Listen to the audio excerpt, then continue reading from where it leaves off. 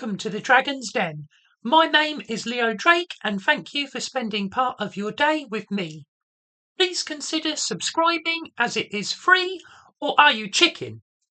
If you enjoy the video, click the like button and ring the notification bell to be notified when I post a new video. In this video we are reviewing the Back to the Future franchise.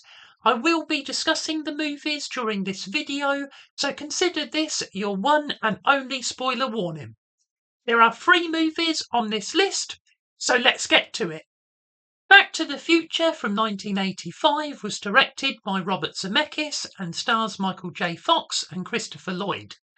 In Hill Valley, Marty McFly, a 17-year-old kid who plays guitar and has a girlfriend called Jennifer, despairs as his father allows his supervisor Biff to bully him. Marty is friends with a mad scientist called Doc Brown, who he meets at Twin Pines Mall at 1:15 a.m. Doc Brown reveals he has built a time machine in the form of a DeLorean. After Einstein the dog tests it, Doc explains it works by using the flux capacitor, which requires plutonium he stole from the Libyans. When the DeLorean reaches 88 miles an hour, it can travel through time. When the Libyans find them and shoot Doc, Marty escapes in the DeLorean. Reaching 88 miles per hour, he travels to November 5th, 1955. Great Scott! With the DeLorean out of plutonium, Marty is stuck in 1955. He hides the car and heads to the local diner, where he witnesses his father being bullied by Biff into doing his homework. Marty has heard the story of how his parents met dozens of times, but when he witnesses his father George about to be hit by a car, he instinctively pushes him out of the way, potentially changing the future. His mum, Lorraine, fell in love with George while nursing him back to health, and she begins to take a shine to Marty, who needs help, so he visits Doc Brown and convinces him they know each other in the future. Doc is unable to find further plutonium, however he believes a lightning bolt will provide enough power. Thanks to the time travel, Marty knows the old clock tower will be struck by lightning on the night of the sea dance, where his parents fall in love. Unfortunately, because of his interference, George and Lorraine are no longer attending the dance together. Lorraine wants to go with Marty, who conspires with George to swoop in and be the hero, while Biff also wants to take Lorraine to the dance. George, believing it is Marty, steps in and punches Biff, saving Lorraine. While Marty plays Johnny B. Good on stage, George and Lorraine share their magical moment and the timeline remains intact. Damn, where is that kid? There is a great use of the race against the clock as Doc Brown struggles to get the cable reattached in time for Marty to go back to the future. It is a scene that really builds the tension and captivates audiences, bringing them along for the journey and ultimate success as Marty reaches 88 miles per hour just as the lightning strikes. Marty returns to 1985. Doc, having been warned by Marty in a letter, wears a bulletproof vest to save himself from the Libyans' gunfire. Marty returns home to find Biff waxing the car and a strangely self-confident George. Marty is not disappointed with the changes and reunites with Jennifer after one crazy adventure, only to be interrupted by Doc Brown. You've got to come back with me! Where? Back to the future! Marty, Doc and Jennifer time travel in the DeLorean to protect their future. This movie is a fan favourite, successfully navigating the difficult notion of time travel while remaining fun and entertaining. The last act really ratchets up the tension, using the countdown technique brilliantly, supported by an excellent score. This is an all-time classic, and I give Back to the Future 4.5 out of 5 stars. Roads? Where we're going, we don't need roads. Back to the Future 2 from 1989 starts exactly where the last film ended, although Elizabeth Shue is now playing Jennifer. Doc Brown takes Marty back to the future to stop his son getting arrested for theft in 2015.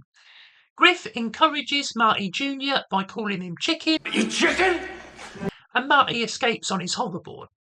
Jennifer is taken home by police officers and comes face to face with her future self.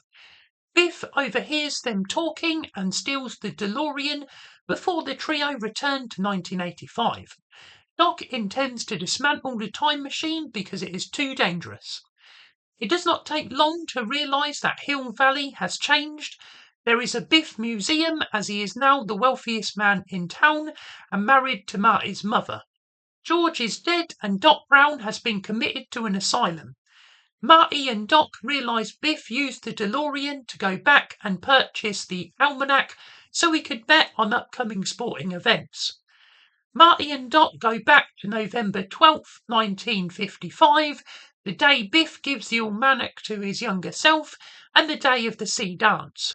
Marty steals the almanac but is goaded by Biff after being called a chicken.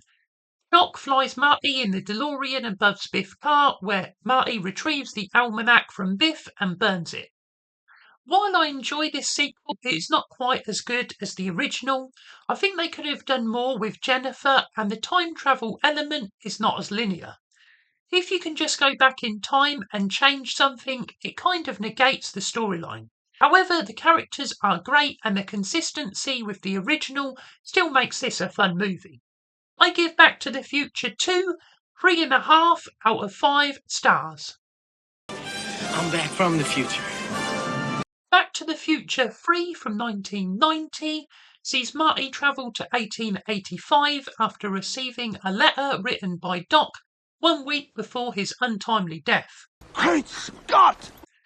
Doc was shot in the back by Buford Mad Dog Tanner on the 7th of September 1885. Marty seeks to save Doc in the Wild West, but the DeLorean is out of fuel and Mad Dog claims Doc owes him $80. Doc is falling in love with a local school teacher called Clara and is distracted while Marty calls himself Clint Eastwood and is taunted by Mad Dog, who calls him Yeller. What's wrong, dude? You Yeller? Clara loves Doc, but when he has one drink too many, she leaves on the train. Doc formulates a plan to use the train to get the DeLorean up to the required 88 miles per hour so they can return back to the future. Clara gets off the train to find Doc, while Marty protects himself from the bullet fired by Mad Dog, who is then arrested. Marty and Doc are seeking to get the DeLorean in position so it can reach 88 miles per hour, being pushed by the train. Clara chases the train on horseback and Doc goes back to rescue her using the hoverboard.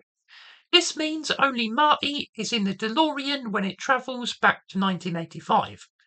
Doc and Clara remain in the Wild West together. Shortly after arriving home, the DeLorean is destroyed on the train tracks. Marty finds Jennifer on the porch and learns his lesson about letting himself be taunted by others. Doc returns back to the future in a time-travelling steam train with Clara and his 2 sons. I'm really glad this film has not succumbed to remakes, prequels or sequels. The Wild West is a fun setting for the characters, and this film is an enjoyable end to the trilogy. I give Back to the Future 3.5 stars out of 5. Thank you for watching. Let me know your thoughts in the comments down below and what you would like me to see review in the future. If you haven't already, please subscribe to the channel, give it a like and share it. I'm looking to post a new video every Monday, so be sure to come back for that and click the link on screen to watch another of my videos. Until next time, hoorah!